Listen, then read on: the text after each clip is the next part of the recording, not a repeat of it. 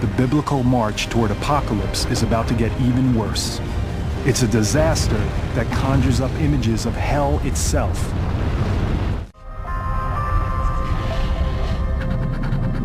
Scientists at Yellowstone take measurements. Something strange is happening. Could it be the site of a future biblical disaster? Could it be part of the 7 signs? And the second angel sounded, and as it were, a great mountain was cast into the sea. In the second trumpet judgment, it talks about a great mountain falling into the ocean. That could be an asteroid, but it uses the term mountain, and then it uses the term fire. A mountain bursting out of the ocean, erupting with fire. It's one of the most dangerous and destructive forces on Earth. Could one of the 7 signs be a volcano? A look back at ancient history provides a clue. The images of fire and brimstone that define hell were inspired by the flaming magma and sulfuric gas emitted by volcanoes. Like many violent natural events, volcanic eruptions are seen by our Christian ancestors as the result of God's wrath. Mount Vesuvius erupts in 79 AD. During the same period, John of Patmos writes the book of Revelation. The eruption buries the Roman city of Pompeii. Hot volcanic ash entombs thousands of victims for all time, frozen in their final agony. Many early Christians view this as God's punishment of the pagan Roman Empire, exacted for persecuting their Christian brethren.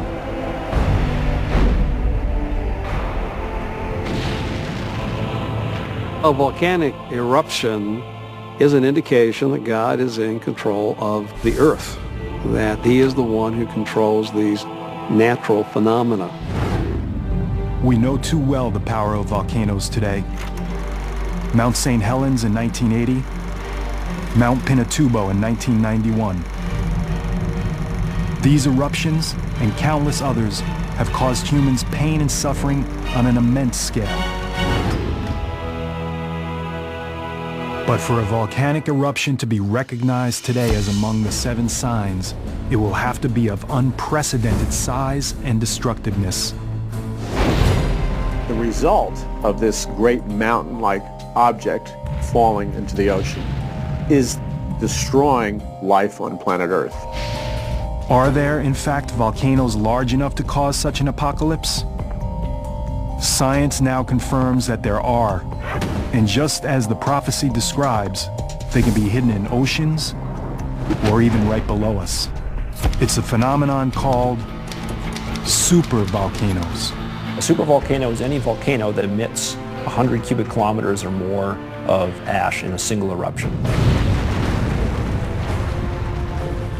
That's about 100 to 150 times more than Mount St. Helens ejected in 1980. And there are supervolcanoes scattered across the globe. Taupo in New Zealand, a popular fishing resort on the North Island. Santorini in the Aegean. The Campi Flegrei, just west of Naples, where several 100,000 people live. There are at least 8 supervolcanoes around the world. But they're hard to find, since they usually don't take the form of a mountain. Most volcanoes, when they erupt explosively, leave a crater, a violent expulsion of magma that blows its roof off. When a very large eruption occurs, it leaves something called a caldera, which is a much more structured, bowl-shaped depression that has relatively steep walls. It's typically tens of kilometers across, and it forms by a settling of the roof rocks down into what used to be the magma chamber. There are several supervolcano calderas within the United States. One of the most beautiful sights may also pose the greatest threat of devastation. Yellowstone is a large volcanic crater measuring 35 by 45 miles.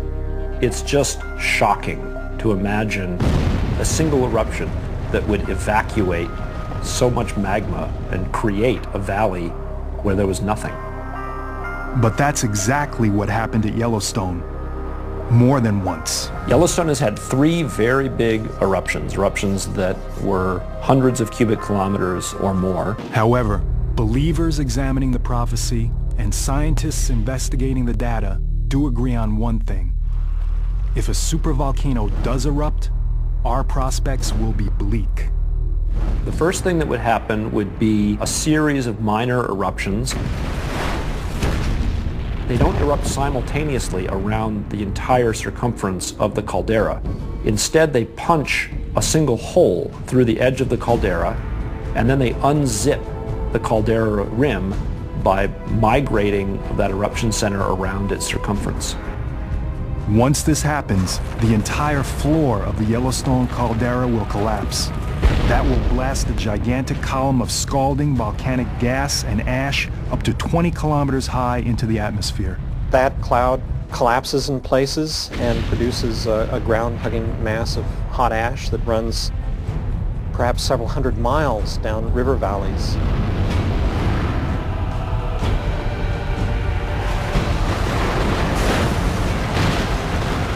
Anyone and anything within that range would almost certainly be buried and killed.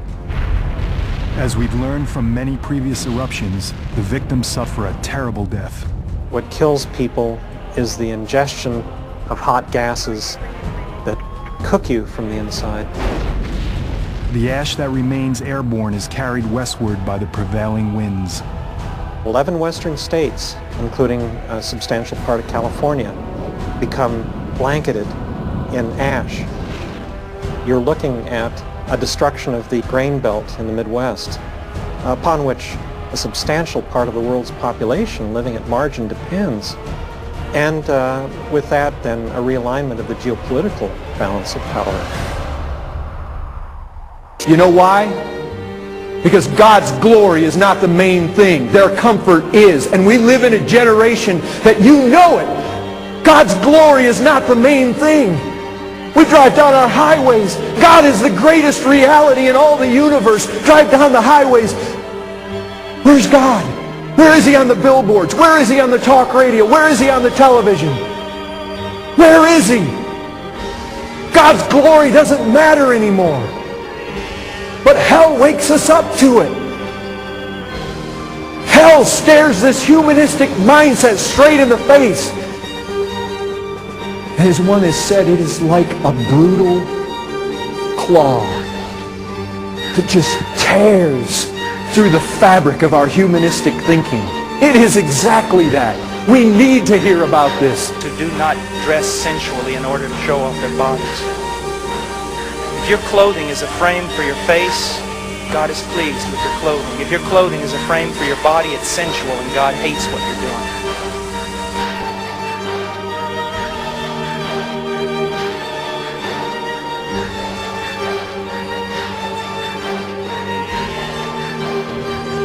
He's telling more of this horror. He says, but the sons of the kingdom will be cast out into outer darkness.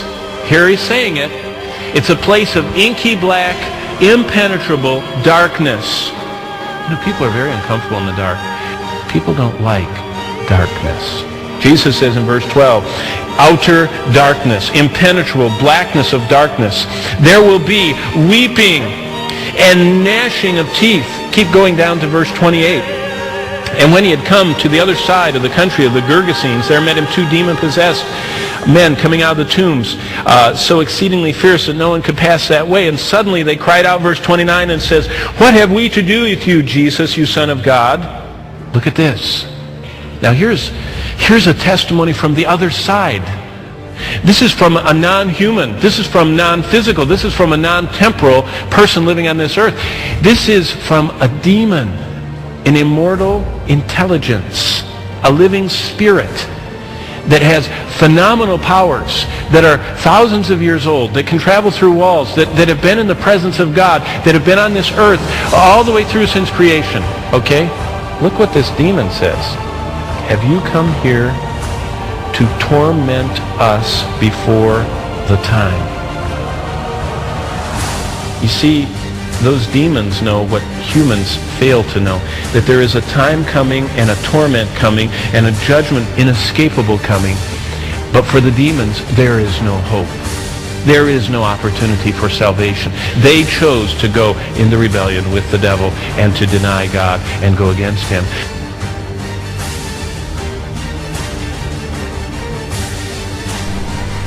Do not plan on a deathbed conversion. Don't plan on changing tomorrow.